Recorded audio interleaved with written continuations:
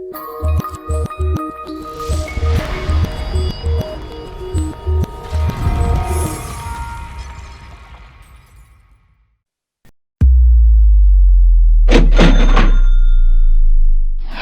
frequent question I get asked is, what are annuities? What do I need to know about annuities? This is a big one. It's funny because when I talk about annuities, that one word annuity, I can talk about a wealth of information. And then suddenly I drop the word annuity and suddenly everything is forgotten up to that point, and suddenly annuity is the only thing that people remembers. So understand that the word annuity is something of a misnomer. So let's demystify the annuity market. All annuity means, it comes from the Latin word annuus, which means something that happens on an annual basis, even though you can be paid or compensated monthly, right? So the three basic different types of annuities. What are those different types? So on a high level, you have three different types. Those are fixed, variable, and indexed annuities. Now they all sound the same, but they're all very, very different entities. And we'll talk about them one by one. So what is a fixed annuity? A fixed annuity is very similar to a CD in that it's very safe, very boring, drama-free. You're looking roughly at 1 to 3% return at the time of this recording. Again, very drama-free, very simple, 1 to 3%. At that point, you're barely hedging against inflation. So just be aware.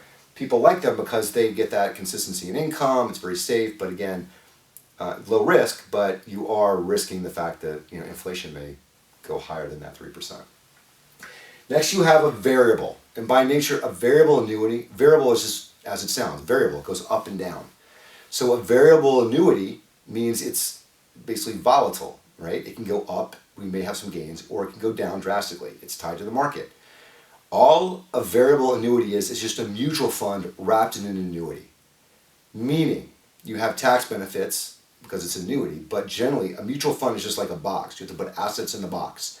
So with those assets, they can be anything from stocks, bonds, maybe a combination.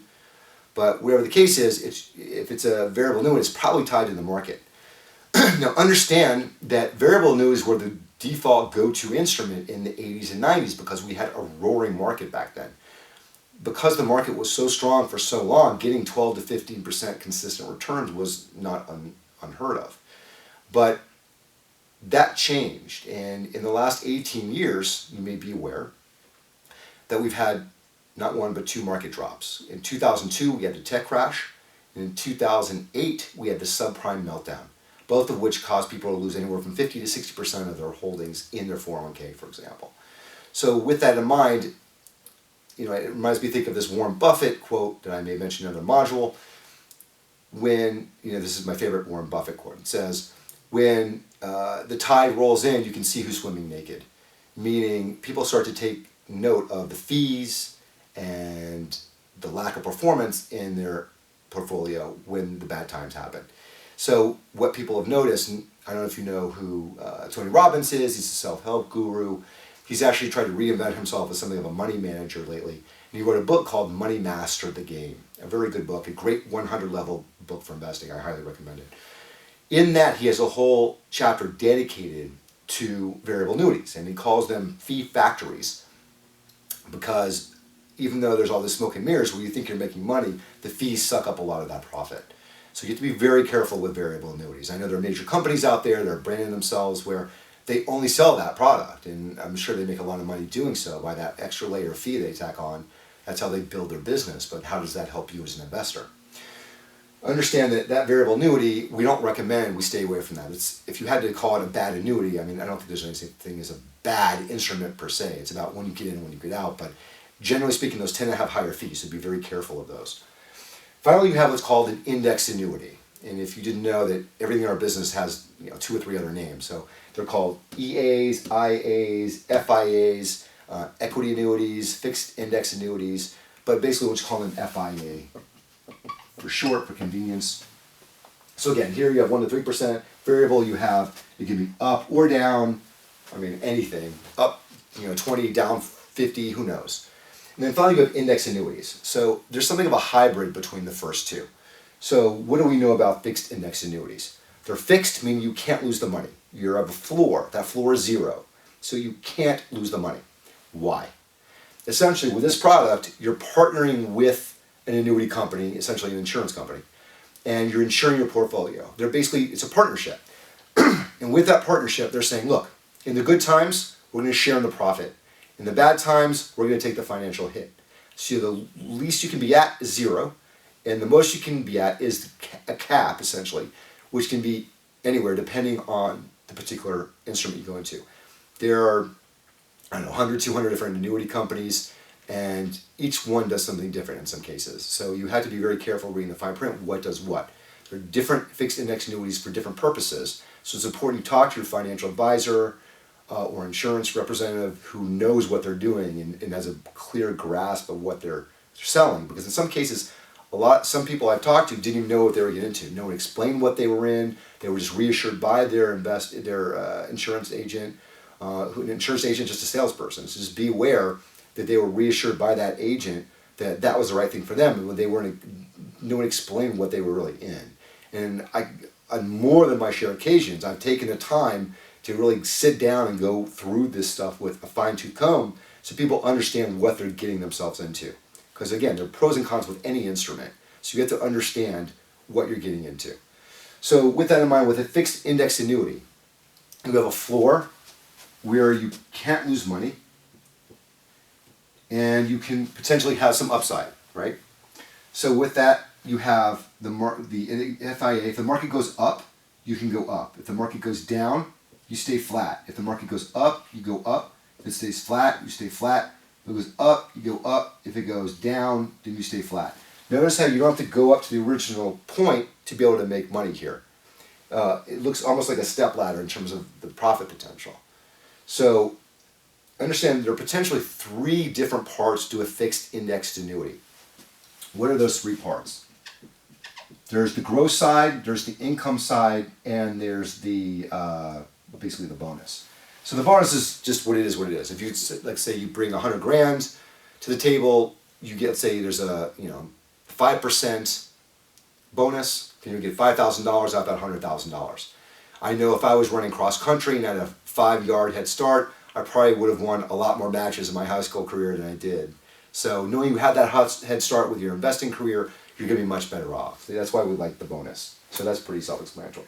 So we talked about the growth side, right? So the growth side is this. You have, again, you're partnering with the insurance company where you have the potential to make money on the upside, and then you can't lose the money. That's why people love fixed index annuities. Now understand, with the growth side, there are something called different strategies. You can do, benchmark to the S&P 500, which is a collection of 500 top Fortune 500 companies. You can benchmark in some cases to the Dow, to the Hang Seng, to the Nikkei, any benchmark out there. But we recommend the S&P 500. Historically, it's performed better than most benchmarks. So for that reason, we would recommend the S&P. Now understand also you can go one of 2 directions. You can do annual point-to-point or monthly point-to-point. If you do annual, they just take, let's say, the year 2019 and the year 2020, and they just calculate, was the market up or down, and then they credit your account accordingly. Monthly, you have the potential, if you do a monthly strategy instead of an annual strategy, you have the potential to make more money, right? So let's say you're at, 1.5 or 1.6% per month. That means, multiply that by 12, and that's the potential you can make. However, the good years may be knocked out by the good months may be knocked out by the bad months. For example, you have January, February, March, April. In January, let's say you're down 10, February you're up 10, it's March you're up 2, and then here you're down 3. Well, for the year you're at -1, right? So with that in mind, you haven't made anything because, again, you can't lose anything past 0, but you're still in the negative because the good months cancel out the bad months. So understand that, again, based on your goals, in this particular scenario, 0 is the new hero. So while all your friends are losing 40% in their portfolio potentially, or whatever, or -1, you have the option. 0 is the new hero. You haven't lost anything. You haven't made anything either. So with that in mind, your strategy is contingent based on your goals, your risk, your risk tolerance, a lot of things you need to discuss with your financial advisor before you make these decisions. And I think that's where some of the misconceptions and the craziness comes into play where people don't know. You need to sit down and actively discuss this. It's not just something you rush into. And again, whether it's a stock, whether it's even a bank account, I mean, even bank accounts have consequences. There's an opportunity cost where you may be making a fraction of a percent on your money here, but you could be making 5 to 10% over here. So with that in mind, everything has consequences, and it's important to talk about the pro and cons on any investment you get into. So finally, you have what's called the income side of things. We talked about the bonus, we talked about the growth, now we have to talk about the income side. For the income side, you have the potential to essentially create your own mini Social Security, where you can lock in consistency, getting a certain return for the rest of your life, no matter what. Let's say 6%, for example.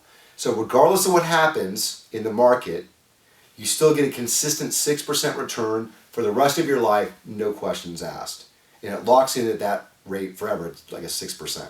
So even if you live 120, and if you run out of money, you still have that consistent return on what you initially put in, right? Now, understand there's a little bit more complexity to that, and I can discuss it with you if you're interested in contacting me and go over this in detail. But for the most part, generally, you need time to grow up to that 6%. You don't get it right off the bat. Generally, you aren't able to, like a light switch. You flip it on, then you start collecting the money, but usually they make you wait at least a year, if not longer, before you're able to collect that money. And usually that's what's called a single deferred premium annuity.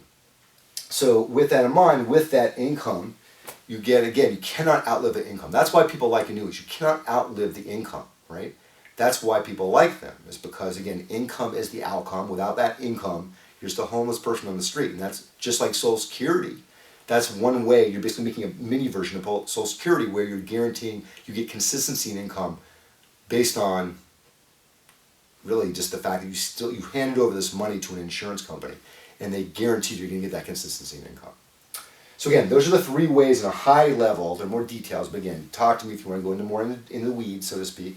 And again, you have the bonus you get, the growth side, and the income side. 3 ways to make money. Not like a stock where it has to go up in one direction with that particular asset, but 3 ways you can make money on a particular asset. So again, this can be a good vehicle, it can be a bad vehicle for FIAs. We recommend, if you're going to go the way of annuity, and I don't know whether annuity is even right for you, I would have to look at your particular situation to make that assessment. But, you know, in comparing it to the others, I think if you are going to do an annuity, an index annuity is generally the best way to go. So again, if you have questions, feel free to drop me a line. I'd love to discuss this with you. And I hope this has been a benefit. One thing, actually, before I wind things up, I would like to discuss one thing that the question is, how is this possible? Right? It seems too good to be true in some cases. Well, it's not. I'll show you how. It's the same way the companies are working with the power of large numbers. Just like they're able to insure people who are driving. Everyone, insurance companies know that everyone's getting in a car accident at some point in their life, right? So it's the power of large numbers, right? They're hoping that because there's a huge number of people, that people aren't getting in an accident or compensating for those that do. So in this case, because they're working with large numbers, they're able to reemploy the money. The companies don't sit on the money. They, like banks, lend to other financial institutions.